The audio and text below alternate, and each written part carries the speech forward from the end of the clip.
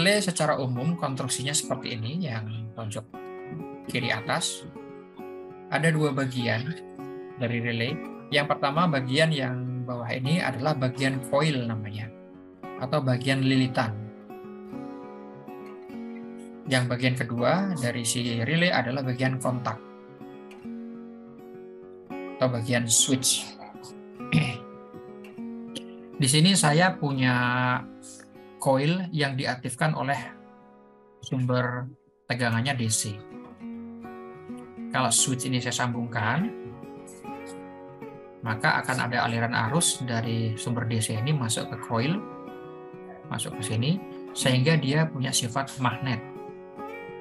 Sifat magnetnya dia kita pakai untuk menggerakkan kontak ini naik ke atas atau turun ke bawah.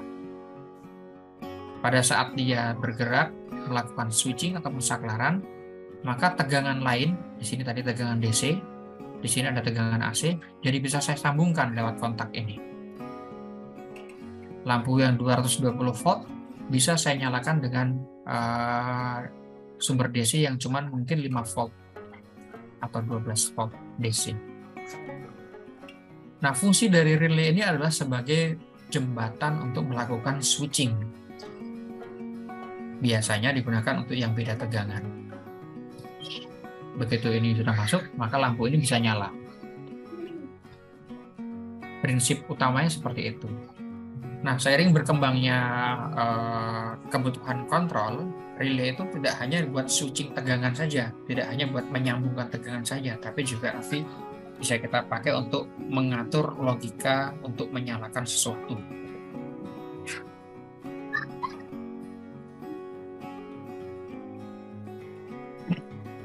Nah, di relay ada beberapa jenis kontak, ada yang SPST, single pole, single through.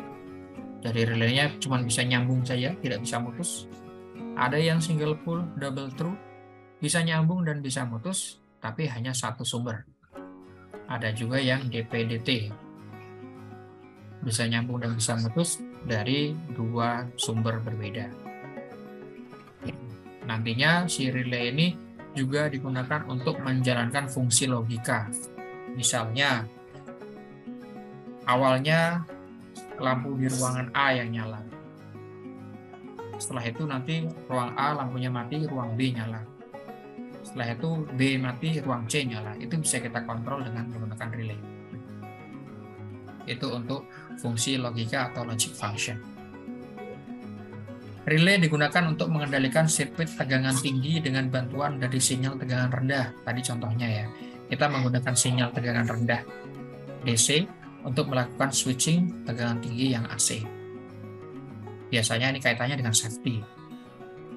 Anda berani nggak nyalain sebuah objek kapasitasnya misalkan 5.000 watt gitu ya, ada saklarnya, itu pencet nyala yang 5.000 watt.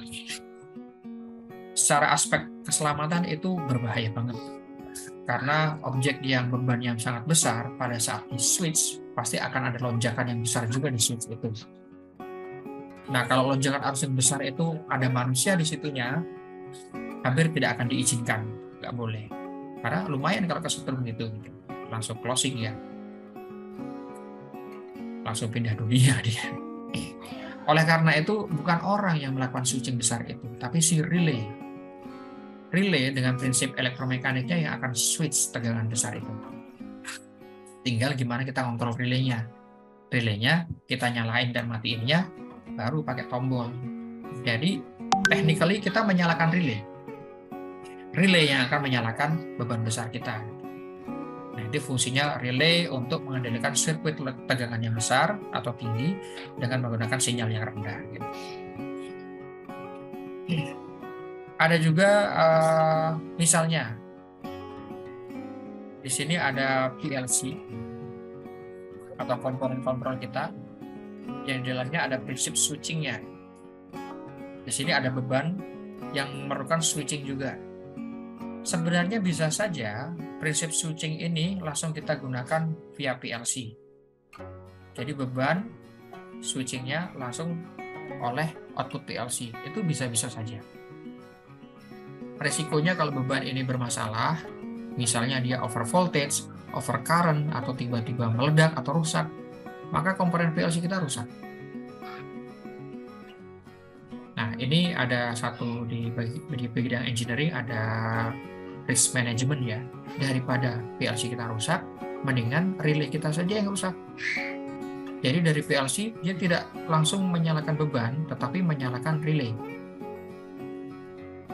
Nanti relay yang akan nge-switch atau mensaklar si beban itu. Kembali lagi, secara teknis sebenarnya PLC itu menyalakan relay, nanti relay via kontaknya menyalakan beban yang lebih besar.